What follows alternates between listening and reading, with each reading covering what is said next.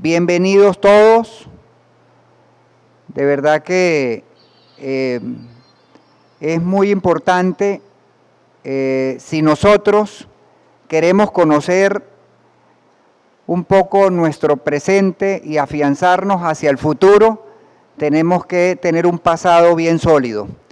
Si nuestro pasado no lo tomamos como experiencia, nunca vamos a lograr tener éxito. El pasado siempre es una base y un éxito maravilloso para lograr nuestros objetivos. Así que gracias a los que están acá, de verdad es bien interesante, gracias a los padres, gracias a los niños y a los adolescentes y a todo el equipo que conforma el plan de docentes, directores, el director, coordinador, Nereida, Iván, de verdad agradecidos. Y bueno, vamos a comenzar con este masterclass. Muchachos, yo les agradezco mucho la presencia esta noche aquí, porque ya este es el tercer intento que hemos hecho por reunir un grupo que yo estimaba que iba a ser de 25 más o menos, y que va a ser de 25 realmente a partir de la próxima cita que vamos a fijar esta noche. Realmente yo quería, primero que todo, ser muy claro en lo que van a ser los objetivos de esta empresa que nos vamos a proponer. Decirles que si bien se va a constituir una orquesta juvenil,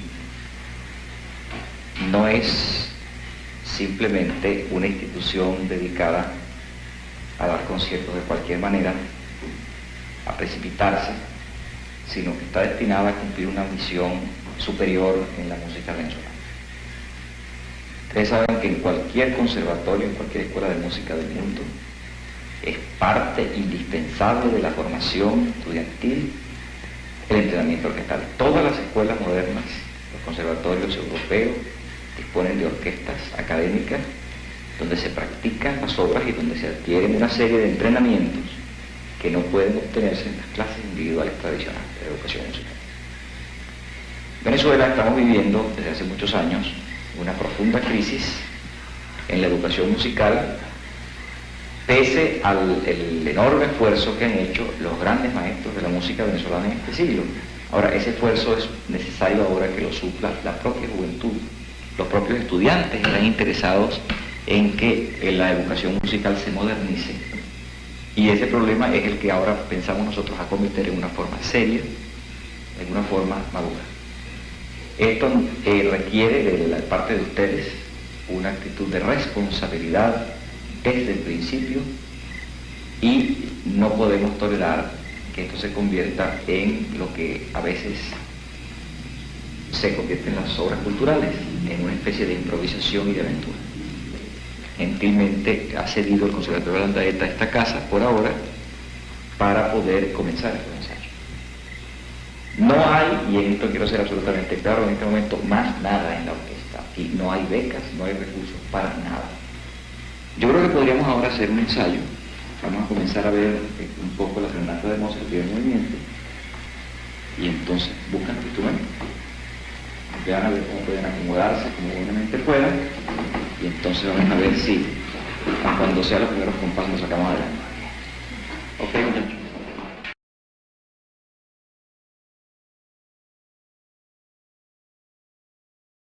La condición humana es, por supuesto, una condición complejísima, una condición privilegiada al mismo tiempo porque nos permite acumular a lo largo de la existencia un conjunto de valores, un conjunto de sueños. Sobre todo la cualidad más hermosa del hombre es la posibilidad de soñar. Y la posibilidad de realizar los sueños, aún más importante todavía, ¿no? De manera pues que Dios nos ha dotado de esa capacidad, la capacidad de imaginar el futuro, la capacidad de voltear el horizonte y de, contemplando la realidad que nos rodea, poder estudiar, analizar de qué manera poderla servir mejor a la sociedad.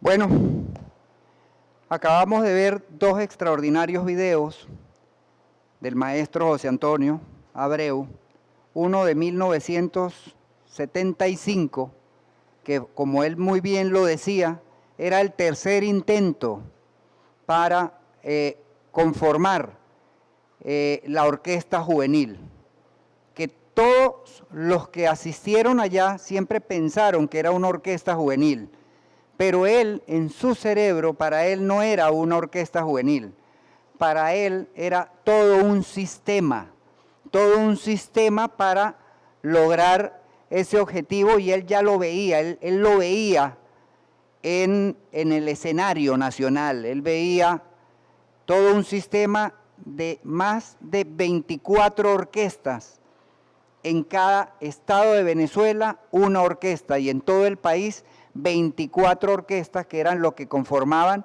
los estados de Venezuela para aquel entonces, y por supuesto el Distrito Federal. El maestro José Antonio Abreu, ¿por qué lo llamo el mentor? Es el mentor porque gracias al maestro José Antonio Abreu, yo pude ver, pude observar en él y sentirlo como guía a través de sus enseñanzas y a través de sus conversaciones, porque el maestro José Antonio Abreu siempre me comentaba y me decía algo. Por ejemplo, fíjense lo que dice ahí, lo leen clarito, perfecto, ahí dice: dime qué quieres ser y te diré cómo puedes hacerlo. Bueno, él era así. Él tenía un poder de convicción, él tenía un poder sobre todos nosotros. Y él siempre decía, no solamente me decía eso, él me decía: Brixson, me tienes que decir la verdad, porque en base a la verdad es que podemos construir la solución. Si me dices una mentira, vamos a construir una solución en torno a una mentira y jamás va a poder ser. Bueno, José Antonio Abreu fue un gran mentor. De verdad que yo me siento muy, pero muy afortunado de haberlo conocido. Inicialmente, en los comienzos, a partir del 79, que yo comienzo mis actividades musicales, lo conozco porque en sus visitas al Táchira, pero lo conocía como allá muy lejos. Fue hasta 1982 donde tuve la oportunidad de conversar con él cara a cara y verlo personalmente. Bueno, ese primer día me dijo eso: ¿qué quieres ser? Y te diré cómo serlo. Eso me causó, eso me impactó muchísimo, porque yo dije, bueno, pero después cuando yo me fui, yo decía, pero bueno, ¿y este señor por qué me dice eso? O sea, ¿acaso que él es el mago Merlín? ¿Acaso que él tiene poder sobre mí? Bueno, en fin, o sea, yo me fui un poco confundido, pero sin embargo, por supuesto, ya yo estaba en Caracas, y ¿qué era lo que quería? Yo quería ser un gran trombonista, deseaba estudiar trombón, conocer bien el trombón, tocar en la orquesta Simón Bolívar. Y bueno, y eso me motivó a que yo me fuera a Caracas, desde acá de San Cristóbal, y por supuesto, comenzar los estudios de trombón. Sin embargo, José Antonio, el maestro, perdonen que le diga José Antonio, porque siempre le decíamos, todos los músicos siempre le dijimos a él José Antonio, él nos dio esa posibilidad de poderlo tutear de esa manera. Nosotros le decíamos a él José Antonio para arriba y José Antonio para abajo. Bueno, el maestro José Antonio, siempre él pendiente de todos nosotros, y particularmente yo tuve esa oportunidad con él de lograr afianzarme en mi objetivo principal, que era el trombón.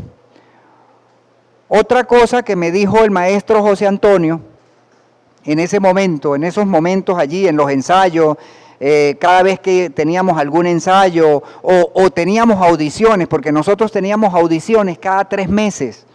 Eso que tuvimos apenas ahorita la semana pasada, que fue la audición de la orquesta infantil, nosotros la teníamos cada 3 meses y con él. Y él nos audicionaba instrumento por instrumento. Cuando les tocaba los trombones, eran solo los trombones, las trompetas, y él personalmente hacía las audiciones para ir fomentando y para hacer que nosotros comenzáramos a sentir esa presión y ese deseo de cada vez crecer y crecer más. Recuerdo, otro de los recuerdos que yo tengo del maestro José Antonio es cuando él me decía, él me dijo en muchas oportunidades, si estudias, ojo con esto que voy a decir, si estudias para recordar, lo vas a olvidar. Pero si estudias para comprender, lo recordarás. Eso siempre, pero siempre lo decía. Porque el estudio, el leer, en aquel entonces, él nos mandaba a leer y a repetir. Y nos mandaba a solfear. Nosotros teníamos que solfear. Una audición con el maestro José Antonio Abreu no era con el instrumento, era primero solfeada. Había que solfear lo que decía ahí en la partitura, solfearla y leérsela y cantársela. Y luego era que la tocábamos con el instrumento.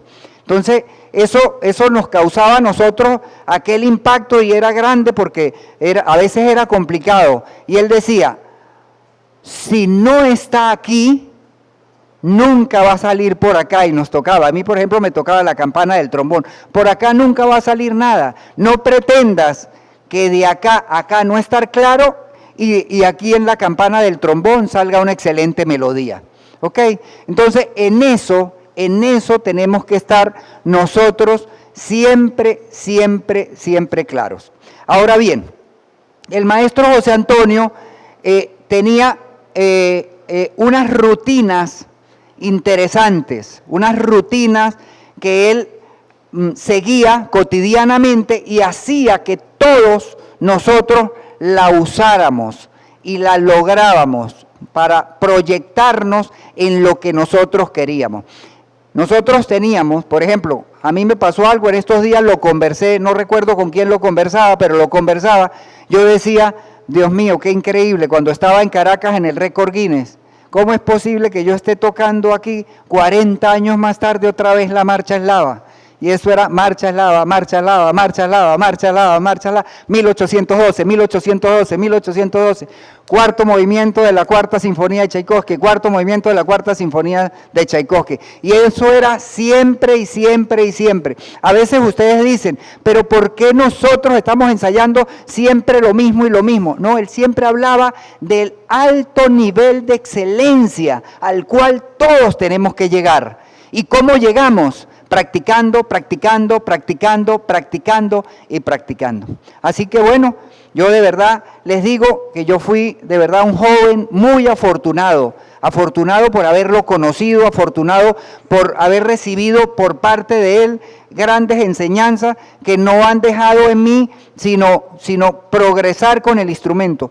Y mis momentos más exitosos, oigan bien lo que les voy a decir, los momentos más exitosos que yo he tenido en mi vida es cuando he seguido rigurosamente todo lo que él me decía. Cada vez que yo hacía eso, yo lo lograba. Ahorita vamos a ver este próximo video y vamos a continuar para que podamos seguir avanzando en este masterclass que va a ser de mucho interés para los padres, niños y los adolescentes. Ahora Venezuela quiere desarrollar en su provincia un movimiento musical propio, que el joven maturinense que tiene talento para la trompeta, pues no se venga a Caracas y lo pierda a Monagas, ni se vaya a París y lo pierda a Venezuela, sino que ese joven pueda estudiar, que Monagas pueda darle su destino a su juventud y a su niñez musical dentro del Estado, y que el día de mañana esos niños y jóvenes constituyan una orquesta sinfónica del Estado, y que alrededor de esa orquesta sinfónica surja un movimiento coral, y surja una actividad operática y una actividad balletística, y que eso le dé vida multiplicadamente a una cantidad de áreas de expresión cultural extraordinarias en el interior. Que no haya una sola aula de la educación venezolana, ni aulas preescolares, ni aulas primarias, ni secundarias, ni universitarias, en las cuales la enseñanza musical no esté al alcance del joven o el niño que desee obtenerla. Y que la música forme parte regular, sistemática de la educación de todo venezolano. Ese es el desideratum máximo nuestro. Esas orquestas del futuro tendrán también líderes venezolanos con raigambre regional en cada caso, es decir, que la Sinfónica Juvenil de Lara, por ejemplo, tendrá para el porvenir una playa de directores larenses que se están formando en este momento dentro de este sistema. Y esto es lo que va a permitir que el día de mañana el país pueda decir, bueno, aquí hay una base educativa de 15.500 jóvenes, pero está coronada por una institucionalidad musical completa y madura, donde las orquestas están constituidas por gentes que se ubican en una región, se quedan en esa región y le sirven a la región, dirigidas por sus propios líderes musicales y con la capacidad para multiplicar el mensaje musical en la educación venezolana. Bueno, ustedes pueden observar ya en 1984, como lo dice ahí el video, la visión tan grande que tenía el maestro.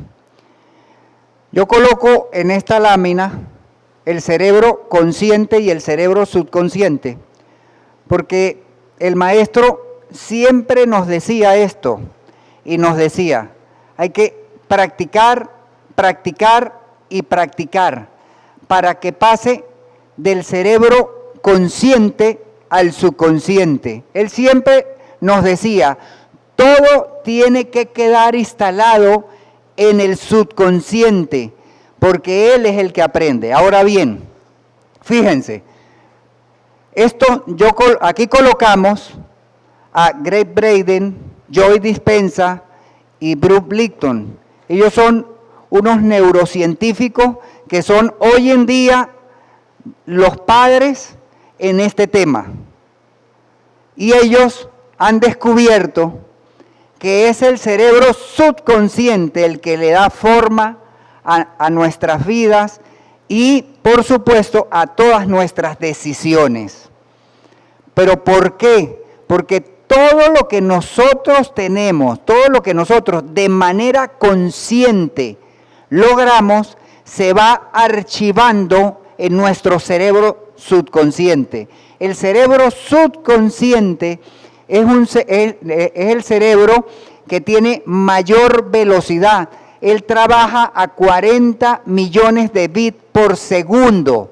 Es rápido, pero de verdad él solamente hace lo que aprendió, lo que tiene instalado en el programa. Y eso lo sabía el maestro José Antonio. Por eso es que yo voy al récord Guinness y todavía me encuentro con la marcha eslava 40 años más tarde. O sea, ¿cómo se logra un nivel de excelencia? Repitiendo, repitiendo y repitiendo. Que eso se logra ¿cómo? Lo instala desde el cerebro consciente, lo manda al cerebro subconsciente, ya de manera inconsciente. Lo que no logra el cerebro consciente, lo hace el cerebro subconsciente y lo hace de manera automática.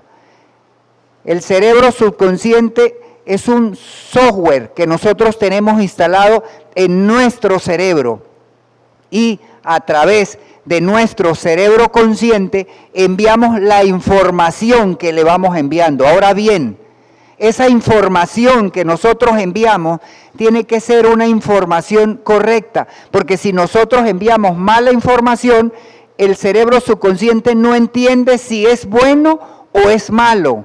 El cerebro subconsciente simple y llanamente la guarda aquí en un espacio que tiene ese software, ese programa ahí instalado, y allí queda. Y se va a repetir, ¿cómo se va a repetir? Como lo aprendimos. ¿Ok? Entonces, por eso es que es muy importante. Y nosotros, por eso es que la filosofía del sistema de orquesta es una filosofía de repetir, repetir y repetir cada proceso hasta lograr que esté instalado. Incluso el mismo maestro José Antonio, el mismo maestro José Antonio decía que él, para poderse grabar algo, él lo leía y lo leía y lo leía. Por ahí hay otros videos donde no los tengo hoy, pero sí lo he visto en otras oportunidades, donde Sofía Inver, una periodista, ella siempre decía que ella preguntaba en las famosas librerías de Caracas para ver quién era el que más compraba libros. Y la persona que más compraba libros en esa época era el maestro José Antonio Abreu. Él sabía de la importancia de leer, de instruirse, de leer y releer. Y él siempre quería que todos nosotros estuviéramos lo mejor preparados para lograr enfrentar este nivel de excelencia al cual él siempre se ha referido. Entonces, importante, el cerebro consciente trabaja a 40 bits, pero es la mente poderosa.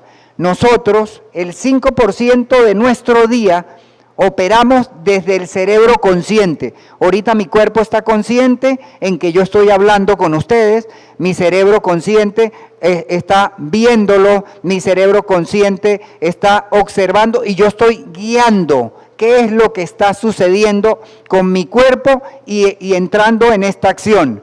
Pero en el caso de ustedes que están ahí sentados, de repente unos están pensando en el almuerzo, en lo que almorzaron, pero es que se van solos, porque el cerebro consciente, para poder estar claro, hay que estar pendiente y preciso. Cuando ya uno deja de estar preciso, queda ahí solo y automático. Ahora les voy a hacer una pregunta, pero no me la contesten, sino mentalmente, y se sonríen si ven que es verdad a los músicos que están acá. Les voy a preguntar, ¿ustedes no se dan cuenta que a veces están tocando algo y no saben qué nota es y está sonando? ¿Ustedes creen que quién está ejecutando eso? ¿El cerebro consciente o el cerebro subconsciente? Lo está ejecutando el cerebro subconsciente. ¿Por qué? Porque ustedes, esa melodía, ese tema, lo repitieron y lo repitieron tantas veces que quedó ya grabado en un programa en el cerebro subconsciente que automáticamente sale sin necesidad de absolutamente nada, sino automáticamente yo coloco la vara, ni siquiera me acuerdo qué notas son, cuando cierro los ojos veo un destello de colores y está sonando, cuando abro los ojos pues ya no veo más nada, sino los veo a ustedes y estoy tocando.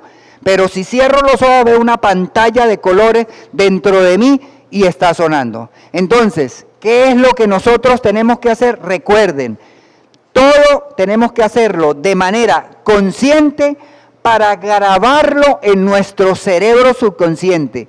Si el profesor de trombón les dice, vamos a practicar esta lección de aquí hasta acá, a practicarla y a practicarla, créanme que se los digo.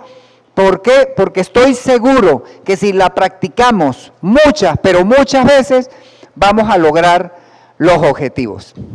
Así que los invito a que estemos siempre de ahora en adelante atentos de manera consciente para archivar en nuestro cerebro subconsciente todo lo que nosotros deseamos lograr. Recuerdo que en una oportunidad el maestro José Antonio dijo, maravilloso fuera yo ir de gira y que toda la orquesta me tocara toda una sinfonía de memoria. Pero lamentablemente, él decía y se reía y a veces se paraba y lo comentaba, lamentablemente ustedes no me hacen caso, pero si me hicieran caso, lo lograron. Ustedes no ven que yo dirijo de memoria, claro. Con la dirección pues hay otra serie de factores, pero sí se puede. Él sabía las entradas de todos los instrumentos.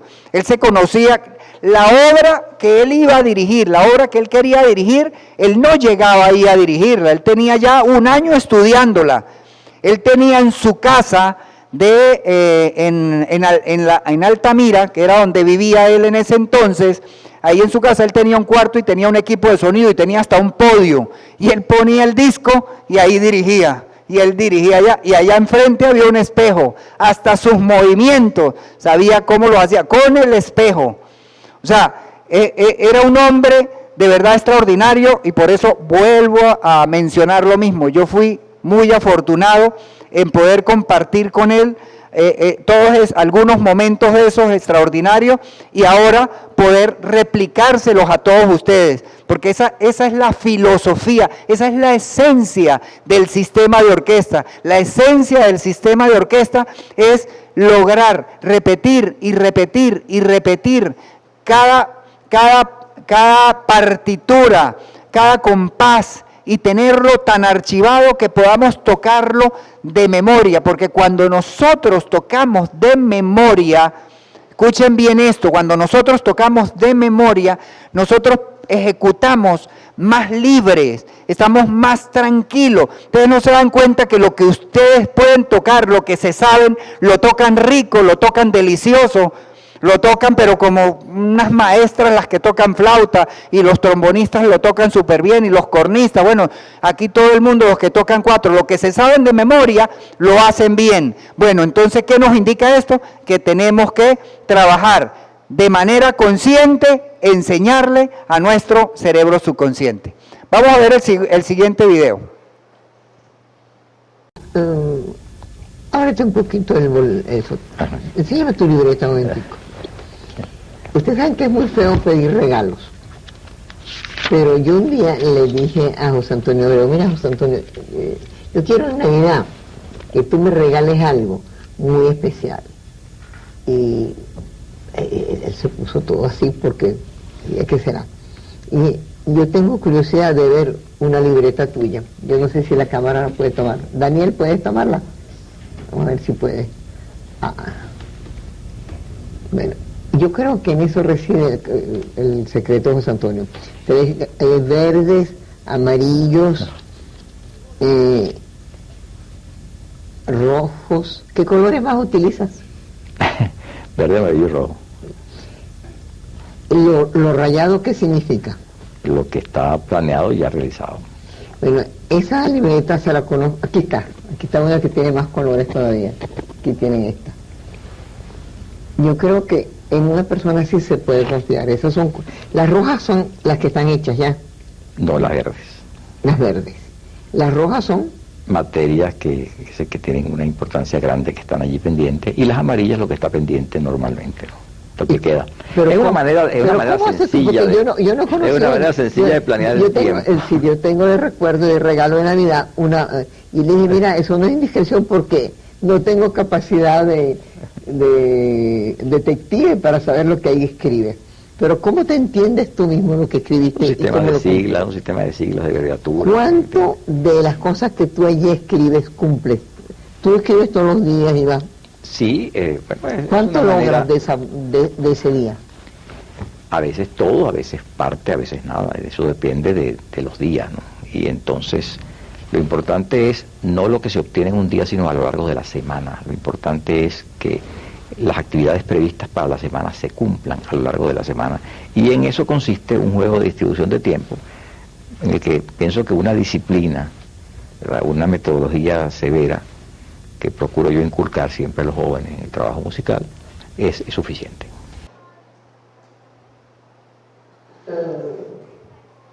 Ok. Fíjense esto. El maestro le estaba enseñando a Sofía Inver, la periodista, una libretica. Yo siempre cargo, mis alumnos saben que yo siempre cargo una libretica y estoy anotando, pero la libretica ahorita la dejé ahí porque en los bolsillos cargo los portamicrófonos. Entonces cargo uno aquí, otro aquí, y la camisa no tiene. Fíjense que el maestro José Antonio siempre decía que todos tenemos que tener un plan. Y había que planificar. El plan, siempre había que planificar. En estos días escuché algo así como que tú nunca vas a ver a alguien que está pegando ladrillos y le preguntas, ¿qué estás haciendo? Y el del ladrillo, el que está pegando el ladrillo, el albañil se voltea y le dice, no lo sé. Miren, yo tengo en mi casa, donde mi papá, en Tariba, en las cajas, tengo que meterme a buscarlas, en cualquier momento me voy a poner a buscarlas, y por lo menos se las voy a mostrar a mis alumnos, no menos de 8 libretas llenas. Los momentos más exitosos de verdad de mi vida, donde logré llegar a metas, fue porque las escribía. O sea, escribir nos ayuda a lograr. Si no, preguntémosle aquí a la licenciada Carla, que la tenemos por aquí cerquita, que siempre escribe todo, absolutamente, absolutamente todo. Bueno, él planificaba las semanas, ahí tal cual como lo dice, pero no solamente se quedaba en la semana. El maestro José Antonio planificaba el mes, planificaba el año, ya en el año, él ya sabía qué era lo que iba a suceder. Por eso es que él dice lo que dice, ya él veía en el horizonte, porque él ya lo tenía escrito, él escribía y eso se le daba. Mire, es impresionante cuando uno planifica, tener un plan, escribir con tener los tiempos. A veces me ocurre esto y me lo corrige el profesor Orlando Paredes, la profesora Nereida, el profesor Iván, aquí el maestro, director de la orquesta, me lo corrige también. Y los profesores que están acá, mis colegas profesores, que hay algunas por acá, ya las vi temprano, me lo corrigen. Cuando uno planifica, cuando uno organiza, cuando uno quiere lograr los objetivos, uno lo escribe y uno lo va logrando, va logrando esos objetivos. Es tan importante escribir, y con el tiempo, con los segundos, con los minutos, con las horas, pasa lo siguiente también. Los profesores, ¿cuántos alumnos le llegan y le dicen, ay profesor, es que no tuve tiempo de estudiar? Imagínense, toda la semana, es que full exámenes, tuve exámenes toda la semana y no pude agarrar, el instrumento lo agarré fue ahorita. Ayer yo fui a clases y mis alumnos prácticamente no habían estudiado. Entonces uno llega a corregir, porque ¿qué hace el profesor de música? El profesor va a corregir la lección que el joven o el niño estudia, porque tenemos que estudiarla. Y ustedes saben qué me decía el maestro José Antonio. Una vez le dije, maestro, es que no me dio tiempo de estudiar, estábamos con la cuarta de Tchaikovsky. No, maestro, es que no estudié. ¿Cómo? No estudié. En 24 horas que tiene un día, usted no tuvo 10 minutos para estudiar. No puede ser. A ver, y les explico. Entonces yo recuerdo que salimos y entonces se sentó en el cafetín del Teresa Carreño y pidió una hoja en blanco y acomodó las horas desde la mañana hasta la noche. En la mañana, ¿qué hacen? Bueno, me paro y voy y hago esto. Bueno, ¿cuánto tiempo te queda aquí? Aquí me quedan 20 minutos. Bueno, de esos 20 minutos vas a agarrar 10. Luego, ¿para dónde vas? Voy para otro lado. Bueno, voy aquí. ¿A qué hora llegas allá? ¿A un cuarto para las 2? 10 para las 2. Ah, bueno, ahí tienes 10 minutos más, son 20. Luego, ¿cuánto sales de intermedio aquí en este sitio? Ah, no, ahí tengo 30 minutos. Ah, bueno, de esos 30 agarras 20 más, ya tienes 40. Y a las 5 de la tarde tengo 20 minutos más, ya es una hora.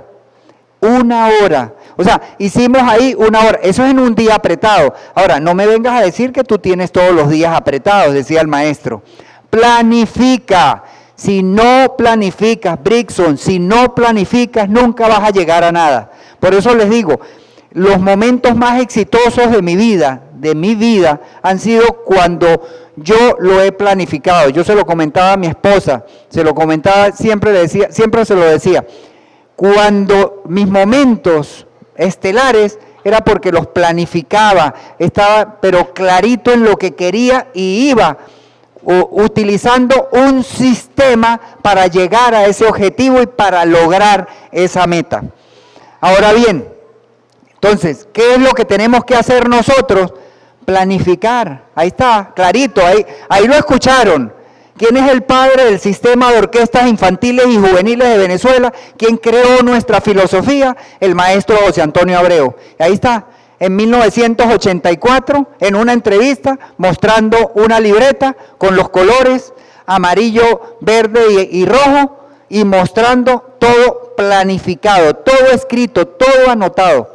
Yo tuve una vez una agenda electrónica, porque antes que salieran los celulares habían agendas electrónicas. Nunca se me olvida, una agenda Casio, me la regaló. Yo llegué un 3 de diciembre, madrugué de vacaciones, ya tenía fiebre de llegar a Caracas otra vez, y llegué un 3, lo llamé y él estaba en la oficina. Y estaba destapando los regalos que le dan de Navidad. Él le daba muchos regalos y estaba destapando y era una agenda. Y como yo estaba al lado de él, eureka, me la gané. Toma, mi regalo de Navidad. Y me la regaló. Yo ese día hice todo, ese año, todo como un mono y una agenda que pesaba más que yo. Yo iba así cayéndome con esa agenda, pero era maravilloso y contento porque me la había regalado el maestro. Bueno, él no utilizaba agendas electrónicas. Para él era mejor escribirlo a lápiz, porque él lo escribía y lo tachaba y le ponía colores e iba modificando. Así que, de verdad, mire, padres, niños, adolescentes, profesores, todos en general, comencemos a planificar, coloquemos nuestro día. Nosotros colocamos nuestro día y me van a decir que no pueden tener 10 o 15 minutos para poder practicar un poquito de lo que tenemos en la orquesta en un momento, y luego en la tarde otro poquito, y luego en la noche otro poquito. Eso es imposible que no lo tengamos. El día tiene 24 horas. Utilizamos 8 para dormir y nos quedan 16 horas. De esas 16 horas, algún tiempo tiene que quedar para poder planificar y para poder organizar y lograr el objetivo que nosotros nos merecemos. Así que bueno, ese es el plan. Y coloqué aquí, mire, el mayor valor de la vida no es lo que consigues, el mayor valor de la vida es en lo que te conviertes. Jim Rohn es un gran motivador norteamericano, que cuando yo lo escucho en los audiolibros me hace acordar, porque incluso hay palabras que ellos mencionan que me hacen recordar a todo lo que el mismo maestro José Antonio me decía. Es impresionante cómo ese señor en la década del 70, en la década del 80, estaba tan adelantado, y por eso es que, ¿por qué creen que existe un sistema de orquesta a nivel mundial? En todo un planeta somos reconocidos. ¿Por qué?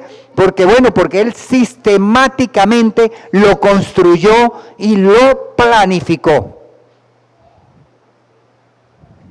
En primer lugar, de estimular el talento en el país, el talento y sobre todo los valores que conciernen a la disciplina del estudio, ¿verdad? Y a la recompensa al esfuerzo. Esto es sumamente importante.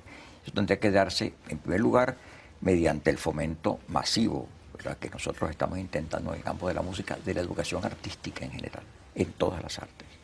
Tendría que darse también en el campo, de hecho, existen esfuerzos muy importantes del Estado y del sector privado para descubrir los talentos científicos jóvenes e infantiles del país. Por cierto, el preescolar musical resulta ser una magnífica fuente para el hallazgo de talentos matemáticos, por ejemplo. Sí. Existe una misteriosa conexión entre el talento musical y el talento matemático, y a medida que crecen las orquestas y los coros, las comunidades de padres y de vecinos van percibiendo el fenómeno como un fenómeno positivo del país. Y eso se ha venido dando una militancia, digamos, en las orquestas y coros de 250.000 de niños.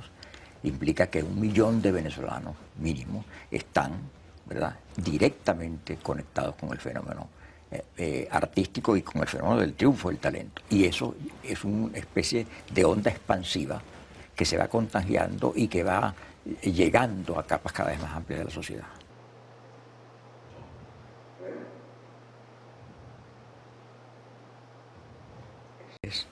Cuando fundé el sistema de las orquestas juveniles hace 33 años, percibí más que nunca la necesidad de establecer pautas claras y organizadas de acción, precisamente para poder cumplir mejor la tarea de servicio que me impuse, que nos hemos impuesto todos los profesores, maestros, instructores que hemos estado al frente de esta labor durante 3 décadas.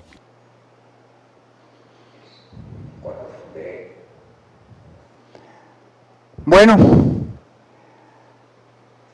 este par de videos previos, ¿qué nos muestra? Nos muestra la disciplina.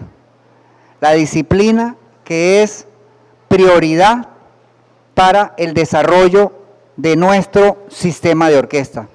Y la disciplina nos va a hacer a nosotros, a cada uno de nosotros, no solamente a nuestros hijos, sino también nosotros como padres, como profesores, como comunidad en general, nos va a hacer triunfar en la vida.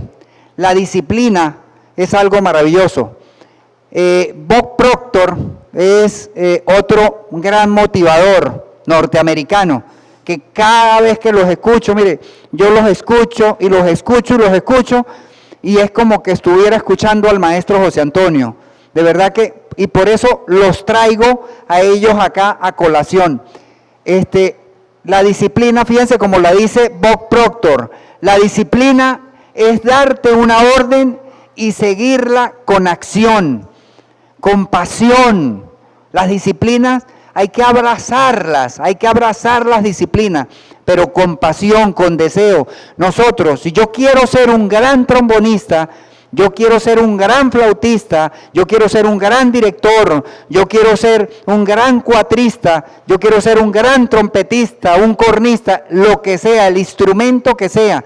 Yo quiero ser un gran pedagogo, yo quiero ser el mejor. Tienes que abrazar las disciplinas con constancia, con fervor, como lo decía el maestro. Él siempre apretaba las manos y hacía así, porque nosotros podemos, si nosotros queremos, nosotros podemos lograrlo. Así que vamos otra vez, nos quedan 6 meses de ensayo. Dentro de 6 meses vamos a tocar la 4ª Sinfonía de Tchaikovsky. Vamos otra vez. Y él nunca decía, no, pero esto aquí, hoy no, vamos otra vez, que sí se puede.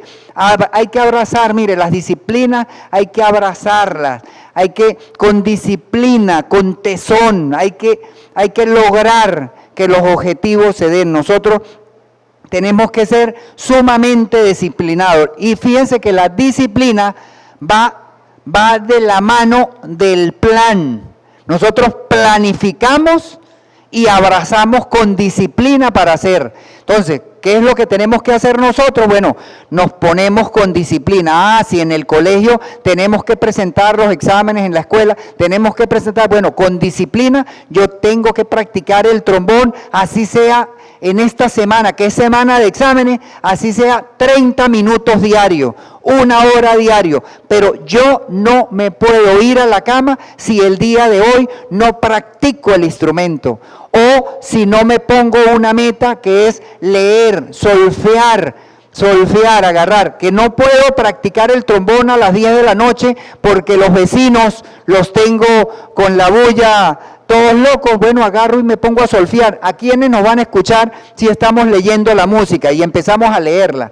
Mire, nosotros como músicos tenemos que aprender a leer sol en primera, sol en segunda, do en primera, do en segunda, do en tercera, do en cuarta y fa en tercera. Y si nosotros abrazamos las disciplinas y comenzamos a leer poco a poco, nosotros empezamos a leer, nosotros paso a paso vamos a lograr estos objetivos y vamos a comenzar a tener una asociación en nuestro cerebro, y nuestros sonidos en nuestros instrumentos van a empezar a cambiar, porque vamos a empezar a sembrarle, vamos a leer nuestra música, vamos a abrazarlo con esa disciplina. Así que abracemos las disciplinas, porque cuando nosotros hacemos todo de manera disciplinada, si yo me paro en la mañana temprano, a las 5 de la mañana a caminar, que sea todos los días a caminar. Ahora, habrá quien no se puede parar a las 5 de la mañana, que se pare a las 7, me paró a las 7 y caminé, hice 20 minutos de ejercicio, hice otra actividad, hice la tarea, bueno, en fin, todo lo que tengan que hacer, las tareas, la práctica del instrumento, corporalmente para sentirnos bien, ejercicio. Entonces, de verdad, los invito a que abracemos las disciplinas, por supuesto, según el plan. Si tenemos un buen plan y abrazamos la disciplina, nosotros vamos encaminados y enrumbados hacia el éxito. yo pude percibir el gran potencial de la educación musical venezolana y también las aspiraciones de la educación musical venezolana. Y una de ellas era el que muchos niños y jóvenes tuvieran acceso a la enseñanza de todos los instrumentos en todo el país.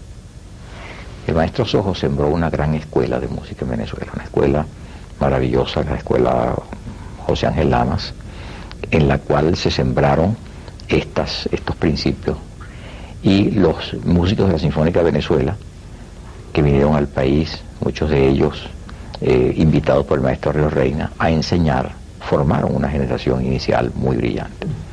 Entonces esto me estimuló a procurar el surgimiento de esto en el interior, en todos los estados.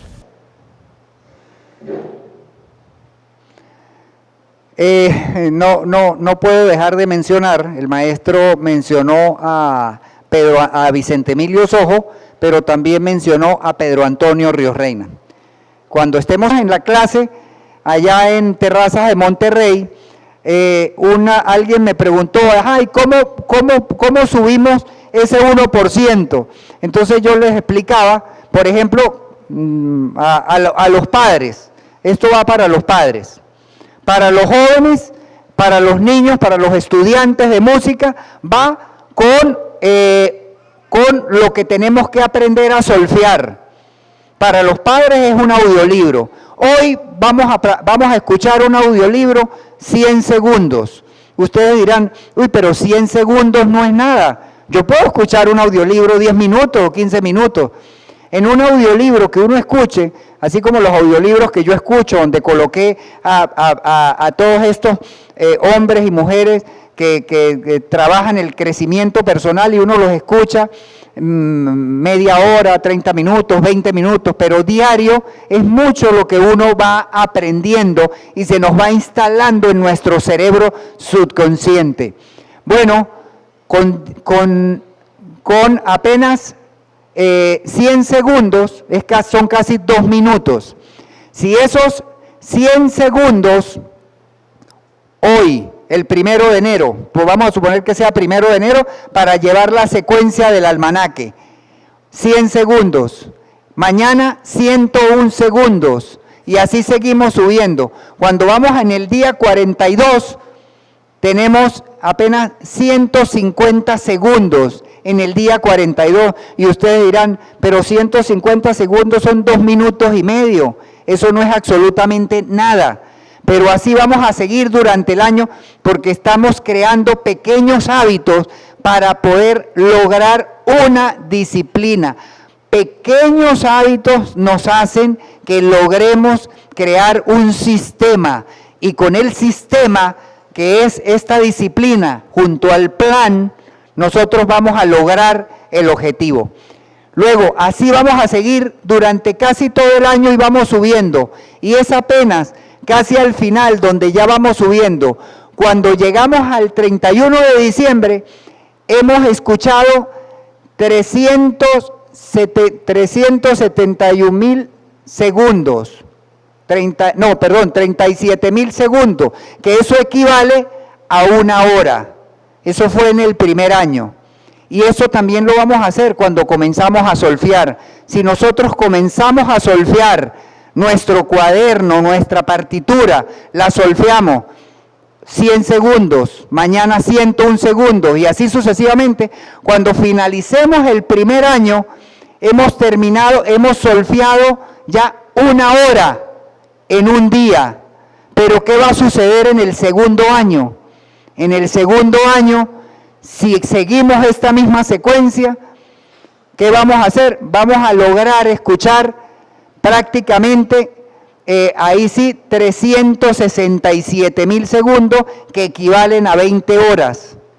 Y en 20 horas, déjenme decirle que es mucho lo que nosotros podemos lograr. Por supuesto, al año, ¿no?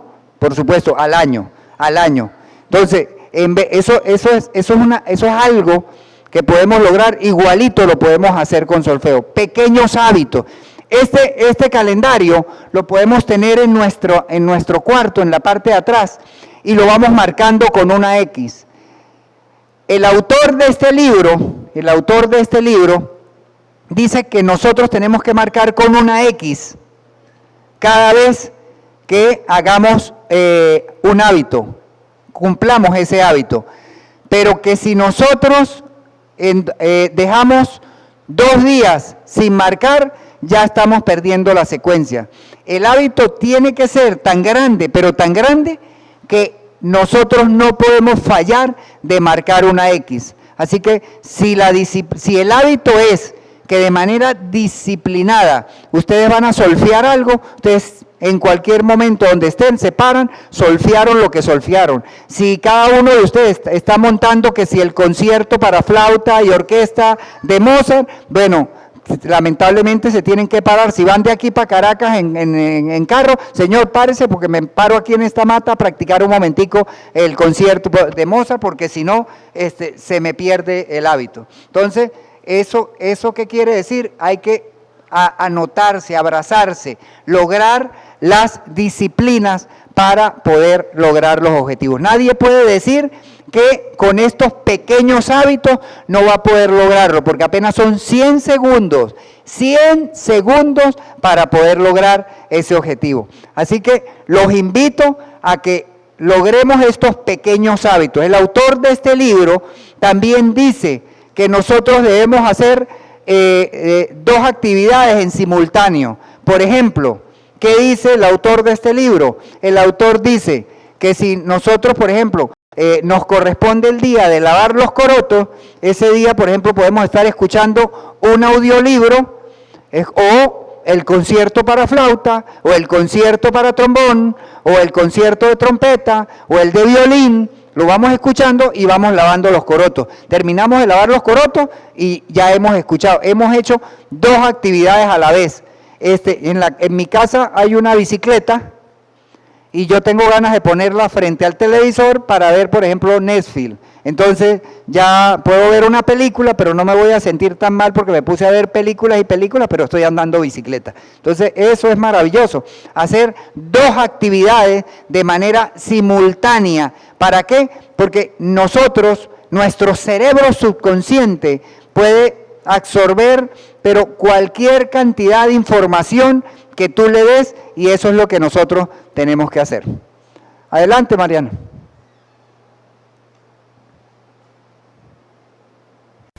Estoy realmente tan apasionadamente adherido a lo que hago en este momento que me hace vivir con profunda alegría. ¿Le tienes miedo a la muerte? En absoluto. Es un tema que hemos tocado en mucho absoluto, en absoluto, absolutamente. La muerte es el tránsito a otra dimensión de la vida. Entonces, ¿es lo que crees en la otra vida? Absolutamente. ¿Y cómo sería la otra vida, José Antonio? Bueno, yo espero que sea una vida muy feliz. Muy feliz. ¿Tú crees en la felicidad? Estoy seguro de que sí, en la vida próxima nos encontramos con Dios, realizamos plenamente nuestro potencial espiritual.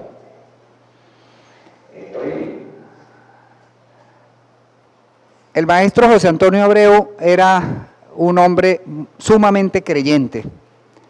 En varias oportunidades me lo encontré con un rosario en la mano y él rezaba, él hacía el rosario. Él rezaba su rosario, él lo rezaba. Incluso en varias oportunidades sabíamos que no podíamos entrar a su oficina porque él estaba rezando, él estaba orando, estaba rezando, estaba meditando. ¿Por qué? Porque él sabía de la importancia de orar, de meditar, de agradecerle a Dios, agradecerle por todo. Y todos, pero absolutamente todos nosotros, tenemos que darle gracias a Dios, porque gracias a Dios estoy parado aquí, gracias a Dios ustedes están aquí, gracias a Dios nos llegó la luz. Hay que agradecer, dar siempre las gracias. Antes de que se nos cumpla algo, nosotros tenemos que agradecer por lo que ya se nos ha cumplido, verlo ya cumplido, y el Creador hace que a nosotros nos entre esa iluminación y logremos los objetivos.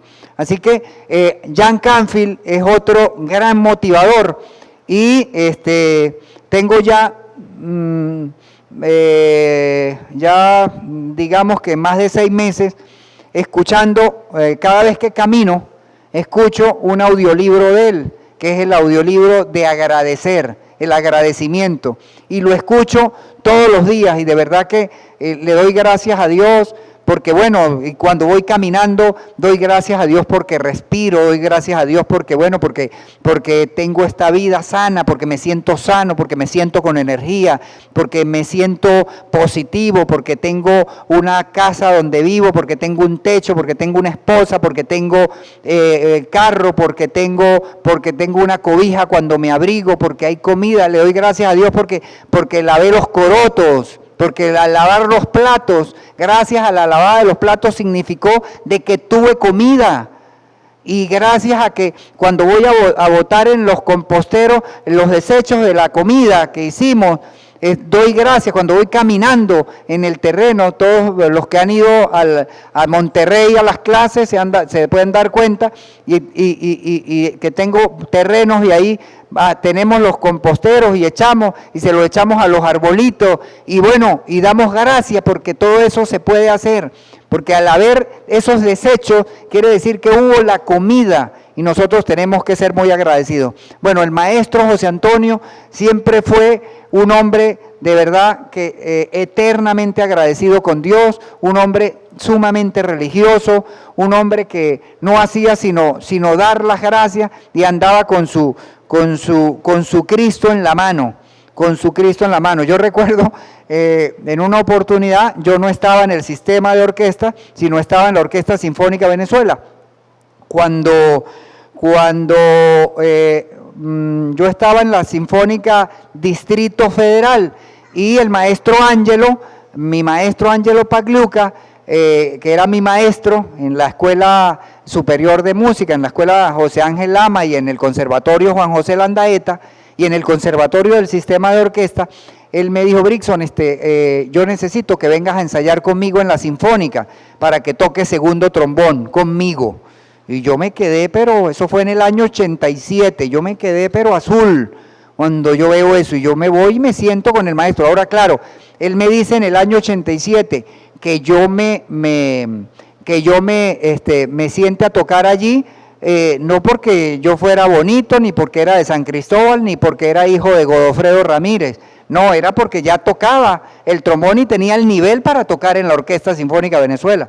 Entonces yo me siento allí a tocar y bueno, eso para mí fue una cosa, pero grandioso, atómico. O sea, mi maestro de acá de San Cristóbal, Ángela Cruz Mendoza, Pito, él fue a concursar, creo que fue en el año 81, fue a concursar y bueno, lamentablemente pues él tuvo inconveniente y no pudo entrar a la Orquesta Sinfónica de Venezuela y yo siempre lo escuchaba a él y él me echaba esos cuentos.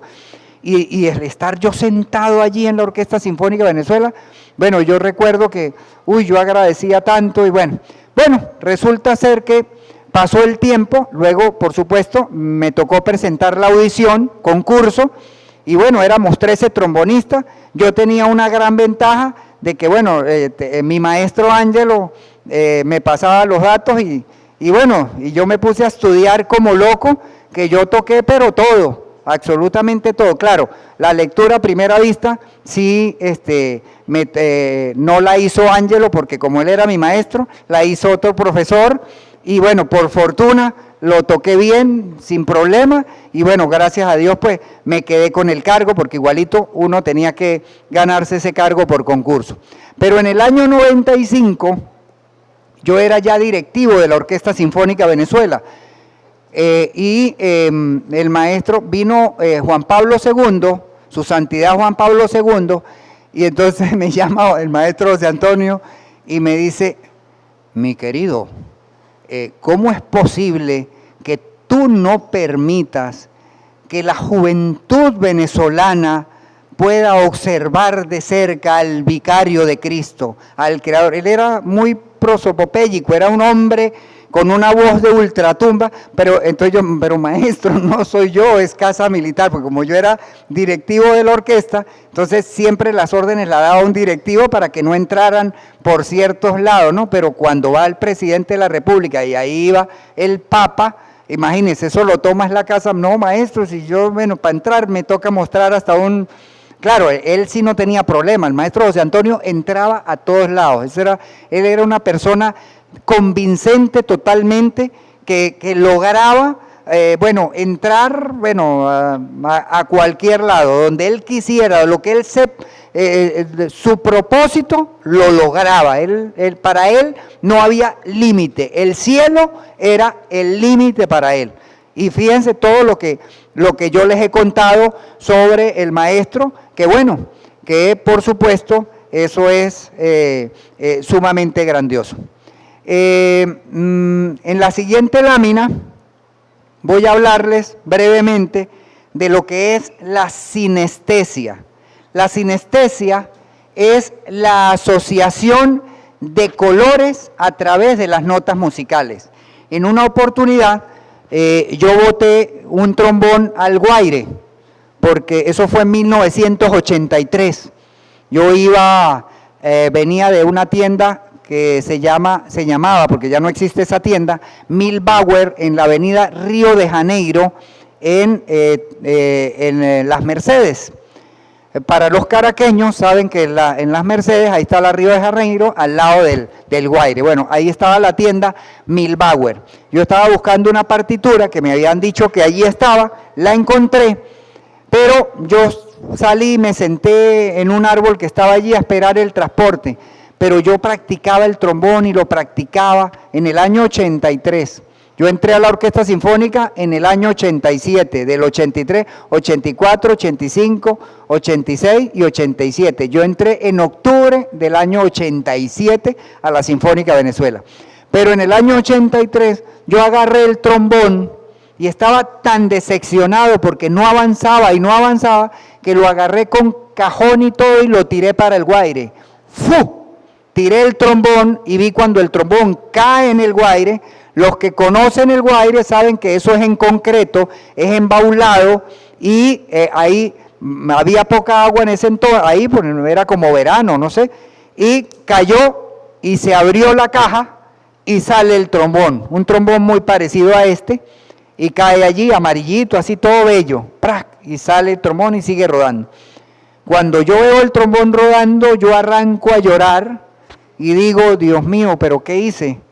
Entonces, yo arranco a llorar y bueno, ya eran las 5 de la tarde y me fui para la residencia donde vivía y fui a dormir y llorando y llorando. Al otro día me fui temprano para la oficina y le dije al maestro, maestro, me pasó algo.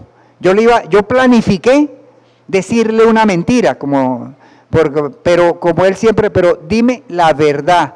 Para solucionar un problema tenemos que solucionarlo en base a la verdad. Si me dices una mentira, no podemos solucionar el problema en base a la mentira. Entonces yo decía, no, cuando entré, que lo veo allá en el escritorio, porque era una mesa como esto de largo, él sentado allá, solo, imponente, y detrás unos libros, no, eso uno entraba así, temblando, todo tembleco, por lo imponente del maestro. Entonces yo le digo, maestro, es que le voy a decir la verdad, tiré el trombón por el guaire, así. Entonces él se levantó y me dijo, mi querido, ¿hiciste eso? ¿Cómo va a ser? ¿Cómo puede ser? ¿Pero por qué lo hiciste? Entonces yo le digo, no, maestro, es que el trombón no me suena.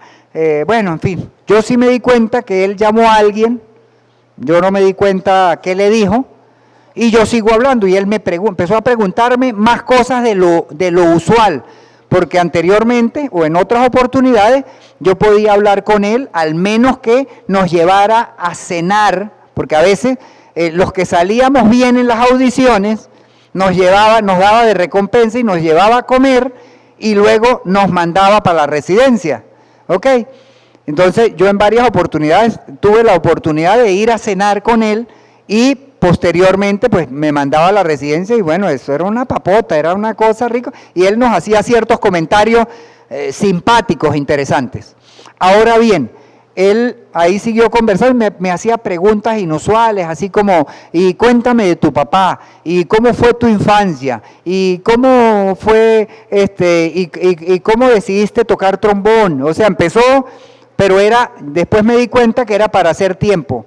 Al rato se aparece un señor con un trombón, yo veo el trombón, cuando veo el trombón yo dije, uy, Dios mío, me salvé. Entonces saca él el trombón, me dice ábrelo, sacamos el plástico, lo destapo y era un trombón nuevecito, pero nuevecito contrapositor, un trombón 36 Bach contrapositor, de este mismo tamaño, pero contrapositor. Es como el trombón que yo le quiero conseguir a Moisés. Moisés está por ahí, ¿cierto? Ah, ya veo a Moisés. Ok, porque Moisés apenas tiene 9 años, pero toca extraordinariamente el trombón y tiene un trombón que es demasiado grande y tenemos que a Moisés tenerle un trombón más pequeño para que él pueda trabajarlo con mayor comodidad, porque el trombón que él tiene es muy pesado. Y sin embargo, ustedes lo escucharan, ¿cómo le suena ese trombón a Moisés? Así que bueno, entonces, ¿qué hizo José Antonio? Me dijo, saca el trombón, tócame algo. Entonces yo armo el trombón y le digo al maestro José Antonio, ¿pero qué toco? Entonces él me dice, bueno, no sé, tócame alguna melodía, una sonata de trombón, maestro, pero es que no me sé nada de memoria, pero ni el himno nacional, no me sé nada de memoria. Pero Brixon, ¿cómo es posible que tú no sabes nada? No, pues de tocar, no, maestro, con la partitura sí, me pone una partitura y tocamos. No, yo quiero de memoria, ya que tocamos el tema, quiero que me hagas algo de memoria. Bueno, tócame do mayor, claro, él las escalas nos las preguntaba en las audiciones. Siempre él sabía que uno se sabía las escalas, pero es tocar una melodía. Entonces me dijo en ese momento, me dijo, Brixon, prueba a asociar los colores a las notas musicales. A mí me dio extraordinario resultado. El maestro José Antonio Abreu, además de director, fue un gran pianista y hasta 1971, que fue a la muerte de Pedro Antonio Ríos Reina, que es el que está ahí afuera, que ustedes van a ver en la foto cuando salgan. Cuando fallece Pedro Antonio Ríos Reina, el maestro José Antonio renuncia a la Orquesta Sinfónica Venezuela y se va con su plan de la creación de la Orquesta Juvenil, ¿ok?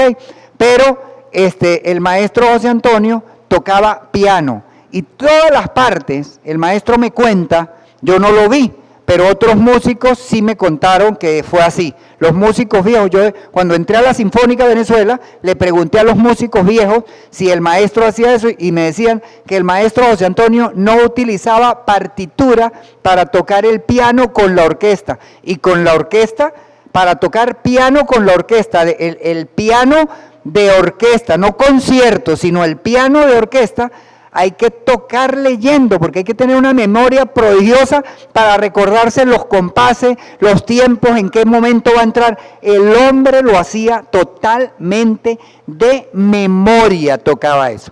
Entonces, él en ese momento me dijo que probara, en aquel momento no me dijo que era sinestesia. Después es que con el tiempo uno se da cuenta, investigando, que eso se llama sinestesia, la asociación de los colores a las notas musicales. Bueno, el maestro José Antonio fue la primera persona que me habló de la sinestesia y ahí yo comencé a relacionar los colores, por supuesto no de manera planificada, no de manera organizada, pero sí lo iba haciendo. Por ejemplo, para mí el mi, ya sea bemol o mi natural, es el rojo. Para mí el mi, para el la es el amarillo, ¿ok? Pero así yo lo iba haciendo gradualmente, no es que lo hacía, que lo hice de una vez cuando el maestro José Antonio me lo enseñó, sino que lo hice con vamos a poner la siguiente lámina. Ajá, entonces, aquí coloco, fíjense, allá arriba dice, la meta del aprendizaje es la acción. O sea, nosotros tenemos que ponernos como meta lograr este objetivo. ¿Ok? Entonces, fíjense, el mi es el rojo, para mí, pero eso no significaba que para José Antonio el rojo, yo nunca supe cuál era su nota. Si recuerdan el video anterior, donde él habla del plan, recuerdan que él decía que Sofía Inver, la periodista, le preguntó al maestro José Antonio qué colores utiliza, y él decía, los que más utilizo, amarillo, verde y rojo. Son los colores que él más utilizaba, porque él asociaba, o sea, la asociación, él con los colores aprendió a tener memoria, él se acordaba de todos nosotros. Imagínense que yo ahorita en este instante me ponga a nombrarlos a ustedes por nombre a todos, uno por uno, a cada uno les diga su nombre. Eso de verdad que es algo totalmente asombroso. Bueno, él a todos, absolutamente, a 100 músicos, 120, a todos nos llamaba por el nombre, a cada uno de nosotros. Eso no había pele alguno. Es más, a veces se pasaba, porque yo tenía un amigo que tocaba en la orquesta conmigo, que se llamaba, a lo mejor el maestro Orlando se acuerda, Iván Sanz, el trompetista. Entonces el maestro José Antonio una vez chistosamente dijo, ahí viene Brizol y Lavanzán, Brizol por Brixon y Lavanzán por Iván Sanz. Pero era la época de esos detergentes, y él chistosamente lo dijo. Bueno, eso fue risa, que a partir de ahí a mí me decían Brizol, yo no me molestaba, pero a Iván Sanz sí le molestaba que le dijeran Lavanzán. Entonces, bueno. Entonces, fíjense, yo asocio los colores a las notas musicales. ¿Recuerdan cuando les hice la pregunta, si ustedes recuerdan cuando tocan una nota musical y no saben qué nota es, pero les suena?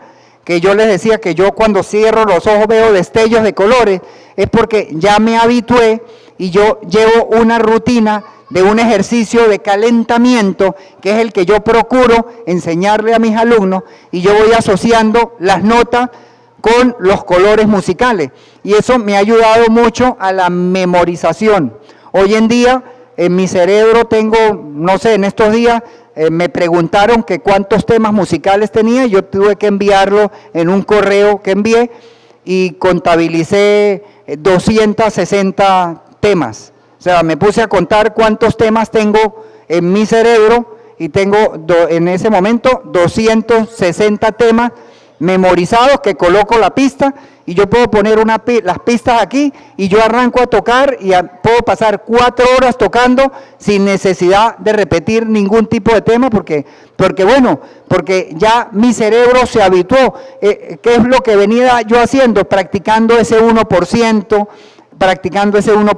iba creciendo, cada día iba practicando más, y repetía,